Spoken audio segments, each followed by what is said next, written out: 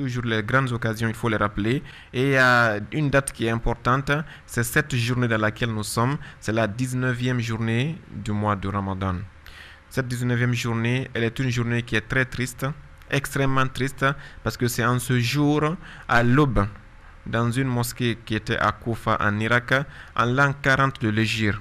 L'un de ses compagnons les plus fidèles, son gendre, j'allais dire, le mari de sa fille unique, Sayyidah Zahra alayhi salam, donc à savoir l'imam Ali alayhi salam, c'est en cette journée du 19e jour du mois de Ramadan, quand il était en train de prier dans la mosquée, qu'un vraiment hypocrite qui se disait musulman a pris une épée, il l'a abattu sur sa noble tête alors qu'il était en train de prier, il était en train de se prosterner, il était en train de parler à Dieu, un homme qui était arrêté dans la rangée de ceux qui priaient derrière lui, mais avait une épée cachée dans ses habits.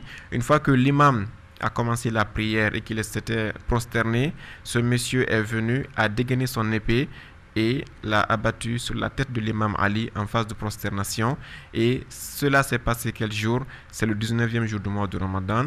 En prière de l'aube, l'imam Ali était l'imam de la mosquée, il était calife de son époque, il était le chef de toute la communauté musulmane ce jour, mais une personne était haineuse contre lui et elle a fini par déverser cette haine contre l'imam Ali.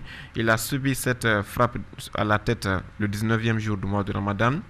Il a passé la 20e journée, qui sera demain, et après-demain, la 21e journée, il a malheureusement rendu l'âme, car l'épée était empoisonnée. Et donc aujourd'hui, tout musulman doit avoir une pensée positive vers ce calife de prophète, vers ce gendre de prophète, vers l'homme dont le prophète a dit: je suis la cité du savoir, Ali est la porte de cette cité. Et donc Ali, qui était la porte de tout ce que le prophète connaissait, Ali était le seul à l'avoir tout appris. Voilà qu'un homme était contre cette faveur que Dieu a donnée à l'imam Ali, et il a fini par causer sa mort avec un coup d'épée sur sa tête.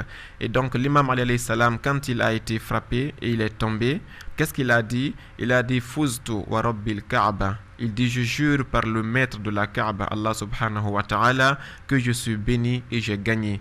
Pourquoi il a dit j'ai gagné? C'est parce que voilà un homme qui, dans toute sa vie, il n'a jamais rêvé de mourir sur son lit. Il a voulu passer par la porte du martyr, vu que Dieu, le prophète, a dit que au-delà de toute bonté, il y a une bonté, sauf le martyr. Le martyr est le degré le plus élevé et la porte la plus parfaite par laquelle un être peut quitter ce monde et rejoindre Allah subhanahu wa ta'ala. L'imam Ali revêt de cette porte. Malgré tous les djihad qu'il a fait durant la vie du prophète, personne n'avait pu le vaincre. Et c'est juste par trahison, par ruse, par tricherie, par tromperie qu'une personne est venue derrière lui en laissant l'imam Ali se prosterner afin de lui faire ce qu'on appelle ce coup fatal. Quand l'imam Ali est tombé, les gens ont attrapé cet homme, il s'appelle Abdurrahman ibn Muljim. Ils l'ont arrêté, l'imam Ali a dit: détachez-le, ne lui faites aucun mal. Il a dit: mon fils, cet homme, gardez-le comme prisonnier en attendant de voir ma situation. Si je me rétablis, c'est moi qui décide de son sort. Je peux le pardonner comme je peux restituer ce qu'il a fait. Mais si je meurs, ne le tuez pas. Essayez de lui faire ce qu'on appelle, ce que le Coran a dit, œil pour œil, dent pour dent. Frappez-lui d'un coup d'épée égal à celui qu'il m'a frappé sur sa tête. S'il survit, alhamdulillah, s'il ne survit pas, il a récolté les fruits de son action. Et pendant les 3 jours que l'imam Ali a passé à la maison, Abdurrahman ibn Muljim était dans sa maison, dans son foyer, près de ses enfants qui voyaient l'assistance de leur père ici. Mais l'imam Ali a montré une gentillesse hors de commun envers cet homme durant ces derniers jours. Chaque fois, il demandait: est-ce que Abdurrahman ibn Muljim a eu son lait? Est-ce qu'il a eu son repas? Est-ce qu'il n'est pas dans une situation de froid? Toutes les conditions qui sont vraiment agréables pour un homme, l'imam Ali a respecté à ce que cet homme, qui est son assassin, puisse bénéficier en attendant sa sentence. Ce qu'on appelle être mis en garde à vue.